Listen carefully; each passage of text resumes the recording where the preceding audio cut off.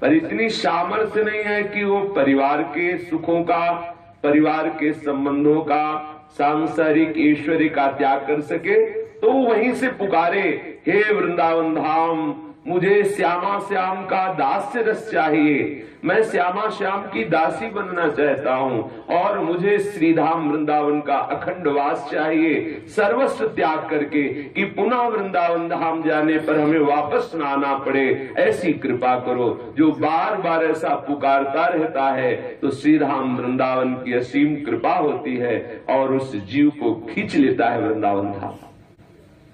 हाँ, ये जरूर है कि उसके खींचने का तरीका तुम्हारी सोच से अलग हो सकता है, तुम्हारी जो सोच है उससे अलग हो सकता है, क्योंकि वृंदावन धाम कैसे खींचेगा वो तुम्हारी सोच नहीं है। तुम जिस प्रकार से सोचे होगे शायद बिल्कुल उसके विपरीत हो। कोई दिल्ली के धनी मानी पुरुष थे, उन्होंने सत्संग में सुना कि वृंदावन के जो संतों को सुख पहुंचाता है, जो संतों की सेवा करता है, उसके ऊपर ठाकुर जी बहुत जल्दी रीझ जाते हैं। और जब ठाकुर जी रीझ जाते हैं तो उसे अपने निज समीप खींच लेते हैं, अर्थात अखंड श्रीधाम वृंदावन का वास दे देते हैं। बहुत धन था, खूब विषय सामग्रियों में मन लगा हुआ था, बस एक बात सत्संग की उसके मन में बैठ गई कि वृंदावन के संतों की सेवा। संत तो सब भगवत स्वरूप है, पर सत्संग में शब्द कान में पड़ा कि वृंदावन के संतों की सेवा से बहुत शीघ्र ठाकुर जी रीझ जाते हैं और ठाकुर जी श्रीधाम वृंदावन का वास रीझ कर प्रदान कर देते हैं। धनी मानी था, मन में आ गई बात। अब जब वृंदावन आता तो संतों की पंगत करवाता। ऐसा मत समझो कि वृंदावन में जो भंडारे खाते घूमते हैं ये ऐसे ही संत हैं। कहाँ बैठे हैं? श्रीधाम वृंदावन में। कहाँ जा रहे हैं? प्रिया प्रीतम का प्रसाद पाने। यहाँ जहां भी भोग प्रसाद बट रहा होगा, पहले श्यामा श्याम को पवाया जाएगा और इस रज में बैठ के पाएंगे। इस रज में, परम प्रेम में, रज में बैठ के पा रहे हैं। प्रिया प्रीतम का भोग लग रहा है और प्रिया प्रीतम के आश्रित हैं, जो श्यामा श्याम के आश्रित हैं, श्यामा श्याम के महल में रह रहे हैं, श्यामा श्याम का उच्छिष्टामृत पा रहे हैं। ये कोई साधारण है? वृंदावन में साधारण जीव आता है? असीम कृपा प्यारी जीव की होती तब वृंदावन में आता है। ऐसा कभी मत मान लेना कि अरे सब भिखारी हैं जो इधर उधर भटकते रहते हैं, भजन वजन तो करते नहीं, भागते घूमते, इनका भजन हो गया है, इनका भजन पूरा हो गया है, तब इनको श्रीधाम वृंदावन मिला है। धाम ऐसे मिलता है, भजन की परिपक्व अवस्था का नाम धाम की प्राप्ति है। हो गई भजन, अब क्या करें? उस भजन का रसास्वादन करें। ये जो धामवासी है, यहाँ फिरे स्वार्थ आपने, भजन गए फिरे बाह, भजन पकड़े घूमता है यार, बिना भजन के कोई रह नहीं सकता।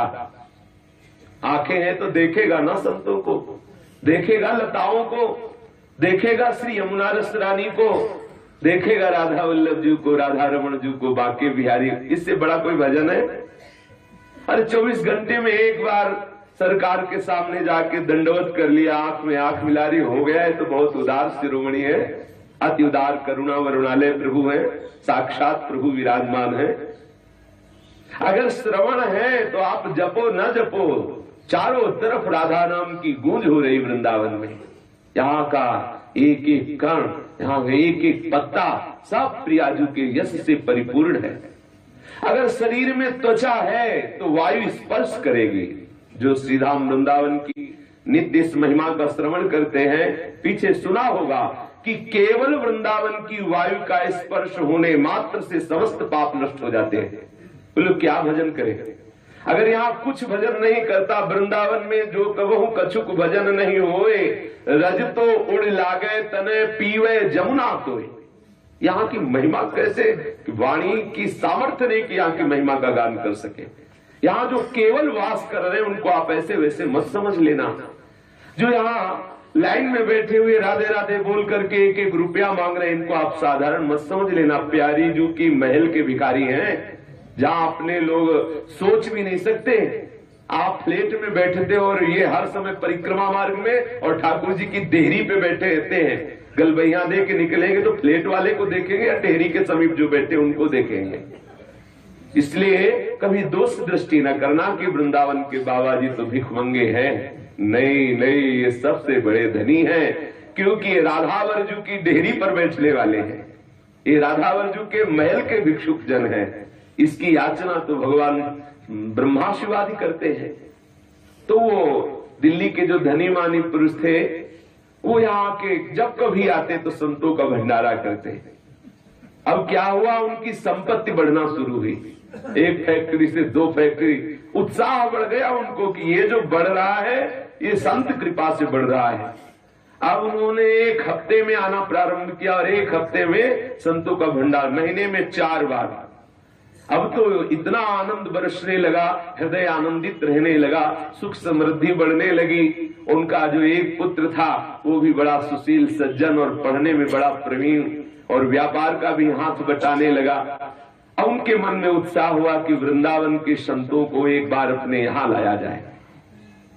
वृंदावन के संत बड़े उदार हैं, बड़े कृपालु हैं और वो वर्षों से सेवा कर रहे थे, इसलिए सब संत समझ गए थे दिल्ली वाला भगत आने वाला है। अब जब दिल्ली वाला भगत अब की बार आया तो अब की बार चिट्ठी नहीं बांटा, हर संत को बुला के साष्टांग प्रणाम किया और कहा, भगवान हमारी आकांक्षा है कि कल हम बस लाएंगे और आप सब चल करके कृपा करके हमारे घर में अपने चरण रज पधराइए, हमें बड़ा सौभाग्य होगा। उदार शिरोमणि श्री स्वामिनी जी के महल में वास करने वाले ये उदार भगवत प्रेमी महात्मा जन राजी हो गए। अब बहुत आनंदित हुआ। हम आपको वृंदावन की खींचने की बात बता रहे हैं। अब तो एक बस लाया तो बस में सब संत जन आने लगे। उनमें एक संत ऐसे बैठे जो कभी कहीं नहीं जाते थे भंडारे में, किसी के भंडारे नहीं जाते थे, वृंदावन की सीमा के बाहर नहीं जाते थे। आश्चर्य हुआ सबको कि जो वृंदावन की सीमा के बाहर नहीं जाते थे वो कैसे बैठे। वो सोचा कि शायद भाव दशा में उनको पता न हो। पूछा संतों ने कि बाबा ये बस जा रही है, कहाँ तुम्हें पता है? बोले हाँ दिल्ली। बोले तुम तो कभी नहीं जाते किसी भंडारे में, कभी वृंदावन के बाहर नहीं जाते। वो चुप हो गए, कोई उत्तर नहीं दिया। सब संतों ने उस धनी मानी सेठ से कहा तुम्हारे सब संत सेवा सफल हो गई। ऐसे विरक्त अकिंचन संत वृंदावन निष्ठा वाले पता नहीं कौन सी लीला होने वाली है, तुम्हारे साथ क्यों जाने को तैयार हो गए। ओ कार से भागा और जाके विशाल उत्सव का स्वरूप रखा। खूब फूल मालाएं मंगाई, संतों के लिए सुंदर गद्दी, सुंदर सुंदर पुष्प डाल करके बिछाया। संत जन जब गए सबका चरणामृत लिया, बैठाला पवाया। जब पा चुके सबको प्रणाम कर रहे थे तो उन संत ने कहा तुम्हें वृंदावन ने बुलाया है। बस बोले हम तुम्हें बुलाने आए, तुम्हें वृंदावन ने बुलाया है। सब संतों को लगा कि ये बावरे हो गए क्या, वृंदावन तो जाते ही आता है। पर संतों की भाषा समझना बड़ी विचित्र बात है। उस सेठ जी को कोई खास बात नहीं लगी कि हर हफ्ते वृंदावन जाते हैं, कह रहे वृंदावन ने बुलाया है। अब वो संत गाड़ी में बैठे, कोई भेंट दक्षिणा नहीं ली, चले आए। दूसरे दिन लड़के का एक्सीडेंट हुआ, मर गया। हमें वृंदावन का बुलावा बता रहे कि वो अपने ढंग से बुलाएगा। दूसरे दिन लड़के का एक्सीडेंट हुआ, मर गया, बड़ा हाहाकार। अब जिसका इतना धन वैभव और एक ही लड़का, वो भी सुशील सज्जन, व्यापार में हाथ बटाने वाला। जब उनका सब क्रियाक्रम 10-15 दिन में हो गया तो पति पत्नी रोते हुए विचार किए कि वे संपत्ति किसके लिए, जो था वो तो चला गया। बोले सब बेचो और जाके वृंदावन के ठाकुर के साथ स्वर्ण आभूषण का श्रृंगार करो, भोग लगाओ और वही वृंदावन बास करो। सब बेच बाच के अखंड वृंदावन करने के लिए, बास करने के लिए आ गया। जब वृंदावन खींचेगा तो अपने ढंग से खींचेगा। अगर आप अभी छोड़ के चले आओगे तो बढ़िया रहेगा, अगर वो खींचेगा तो अपने ढंग से खींचेगा, किसी काम कर नहीं रहने देगा, सिर्फ अपना बना लेगा। अब वो जो पुत्र पधारा तो आपको लगा कि एक्सीडेंट हुआ और देखो अधोगति हुई, नहीं, सबसे पहले उस पुत्र को श्रीधाम वृंदावन ने दिव्य देह प्रदान करके श्री जी की सेवा में लगाया। संतों की सेवा ऐसी थोड़ी। फिर उन दोनों की मनोवृत्ति से सर्व विषय का नाश करके एकांतिक वृंदावनवास की दोबारा दिल्ली का ध्यान भी ना आवे, दोबारा उधर ध्यान भी ना आवे। तो यहाँ श्रीपाद प्रबोधानंद जी कह रहे हैं कि जो सदैव वाणी से ऐसा पुकारता रहता है कि हम राधा माधव का दास्य रस प्राप्त करना चाहते हैं, जो महान रहस्यमय है, हे वृंदावन धाम, हम सर्व त्याग करके आप में वास करने की आशा रखते हैं। यदि जो अपनी वाणी से ऐसा पुकारता रहता है तो वृंदावन धाम अद्भुत कृपा करके उसका सर्व त्याग करा देता है, क्योंकि वो सर्व त्याग करने में असमर्थ है। तो वृंदावन सर्व त्याग करा सकता है। दो बातें हैं वृंदावन के त्याग में, जो वृंदावन त्याग करवाता है उसमें दो बातें होती है, या तो आपके हृदय में विवेक पैदा करके वैराग्य करा देगा, या ऐसी स्थिति प्रकट कर देगा कि आपके पास विषय सामग्री ही नहीं रहेगी।